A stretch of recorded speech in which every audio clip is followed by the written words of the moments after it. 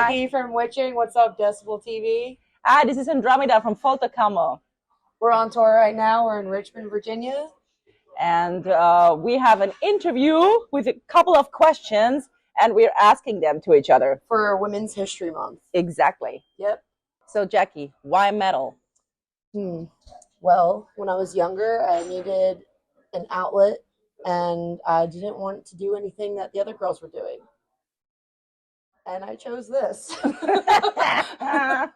What kind of metal did you listen when you were young?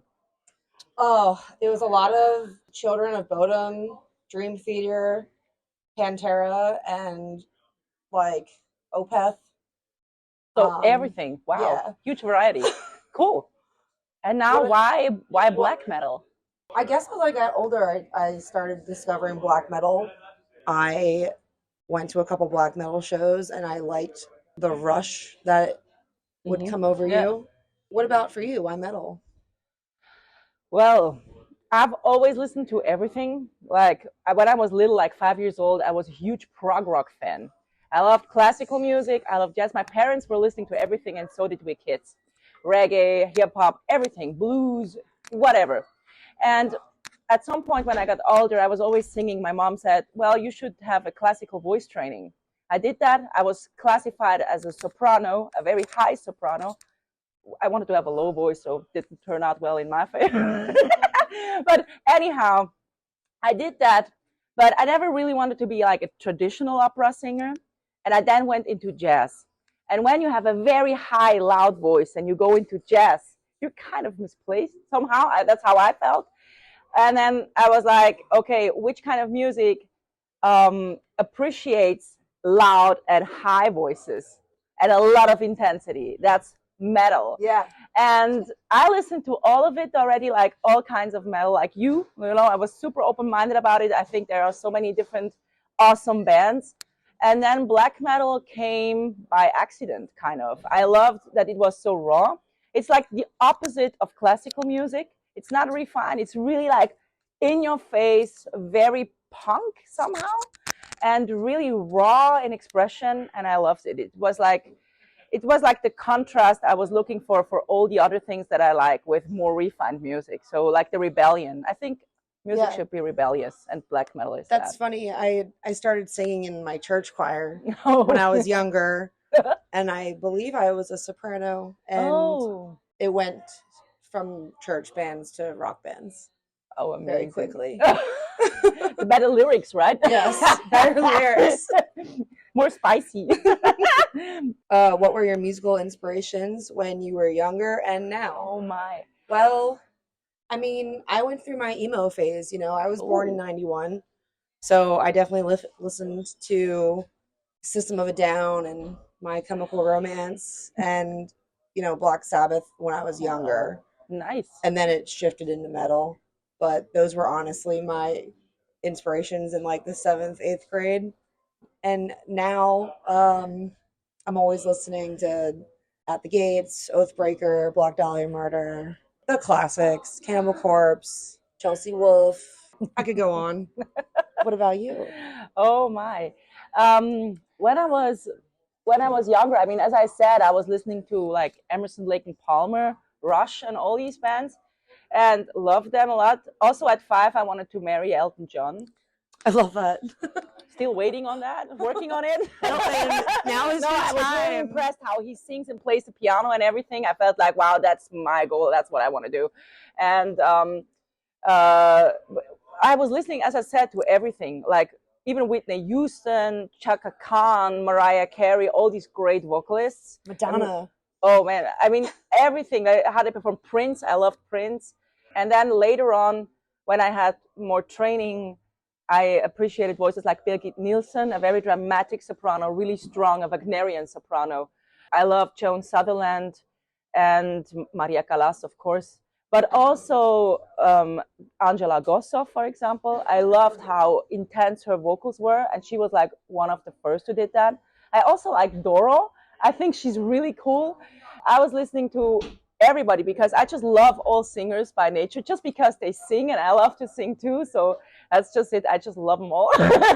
And there is always something to learn from everybody, I think. And so my inspirations are all singers somehow, because everybody has something special. And but I also love singers like oh man, where should I start? Kate Bush. I love Kate Bush. Yeah, and of course, I mean Nina Hagen. Come on, I'm from German speaking, not from Germany, from Switzerland. But I love Nina Hagen. I love Amanda Galas, and that's, of course, that's an inspiration to me. And I want to add Sinead O'Connor. Oh my, she was amazing. Big inspiration, yes, for sure. Yes, yeah. And now it's like, well, wherever I go, there is somebody who has something really interesting and something to absorb and to grow with, I guess. Yeah. Next question. Advice for young women who are getting into metal. I would say just do it and don't take bullshit. Yeah. You're going to get a lot of shit, and I would just do it. And exactly. People are going to treat you different in the beginning, maybe not. For me, it was like a big thing. I'm not going to go into detail. You're going to get called merch girl a lot. You just decide what you want to do with that. You can, correct them or not, but what matters is you're doing something you really want to do, and no one can stop you. Don't be afraid to dip your toes in. From my experience, everyone has been so kind and welcoming. I've met some of my greatest friends on the road and in other touring bands we've been with. So I think it's a great way to create a community and a chosen family. And I would honestly say, like, anyone should do it, Yeah. But if you're nervous about starting a band, my biggest thing to say would, what better time than now? Yeah. I think too that you have to know what you want and then fucking go for it. Just do it and learn by doing. Don't be scared of learning. Be a beginner. That's the greatest time, in fact, in my opinion. It's great to be a beginner and to make as many mistakes as possible. So that's how you learn, that's how you grow. And for me too, music has been the greatest platform to meet the most interesting, incredible people who are friends, family. It took me to America, coming from a very small village in Switzerland. And I met so many great people all over the place, and that's so worth it. And even if you're scared, and even if you're like feeling like you're all alone in this world, there is always an ally that helps you and supports you. And that's like the physics of music. It will attract you to the right people at some point. Yeah. To talk about like being a beginner for singing, I hear a lot of people are nervous about getting into extreme singing. And, my advice is to just practice, and you're going to fail, but don't let it stop you from doing something you want to do, if it's definitely serious or just for fun. And nowadays it's a little easier, because now you have teachers who are actually good at teaching and who understand how these harsh vocals are working. But always good to have a solid voice training also. It really helps a lot, because it's very similar. Very similar. The laws are the same. How has the metal scene changed since we both started playing music? Wow. I mean, for me, it was a little different, because I was always doing all kinds of music, not only metal. I'm a lot into jazz music. I did a lot of like classical inspired music, avant-garde stuff, like very experimental too. So I was always in different places, and to be in a scene was never really what I was doing. I was always shifting somehow, because I was too curious about all styles of music, how to perform them, and how to write for that specific style I was in at this very moment. But what I've noticed, that metal became more and more diverse. I would say from when witching started, or at least from going to shows in high school, it was mostly guys. Yeah, and there are a lot of women and, non-binary trans people that come out to shows. And I think it's definitely becoming a more inclusive space. Very much so. I think that festivals as well are becoming more diverse. Yes. It's not just, you know, your typical spooky metal bands playing. So it's been fun watching the scene change over the years, and I think it's going in a positive direction overall. Very much so. Yeah, I feel pretty good about going to shows and interacting with everyone. Also, the topics people sing about. There are so many like cliche topics, but now they are changing too. There is a much bigger variety of topics, which I think is cool. There's always something new to discover. Yes. I was actually going to ask you if there were any bands that you wanted to shout out from your area, because I have a couple of Philly bands I'd like to shout out. Oh my! Well, my shout out goes to Triptychon as always. Whenever Tom Warrior is in there, I think he's amazing and still working so hard and so much. So then I love this German metal jazz band Panzer Ballet.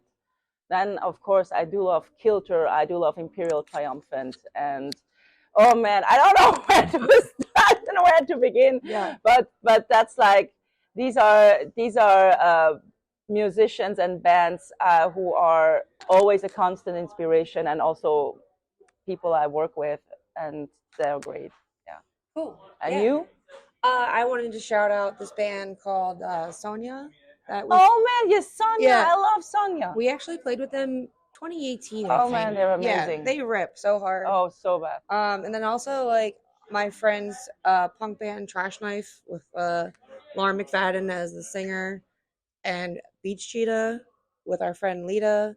Those two babes rock so hard, and I started, you know, going to shows with Lauren in my early 20s. And there's just so many other bands out there. Unholy Altar is this like newish Philly band, and they're super black metal, and they all rip so hard. Also Horror. I love Horror. They're amazing. You know them? Horror? Horror. Like No. H-O-9909. No. Let's check it out. Check this out. And of course, Bad Brains, but they're not from Moku. They're from Switzerland. Hey, thanks for watching Decibel TV. We just dropped a new record, Incendium, on Translation Lost Records in 2023. We still have a couple copies available online. We'll see you guys at Decibel Metal and Beer Fest and in Europe. Write down April 19th, we will release Weibermacht on Century Media, our full-length album and Century Media debut album.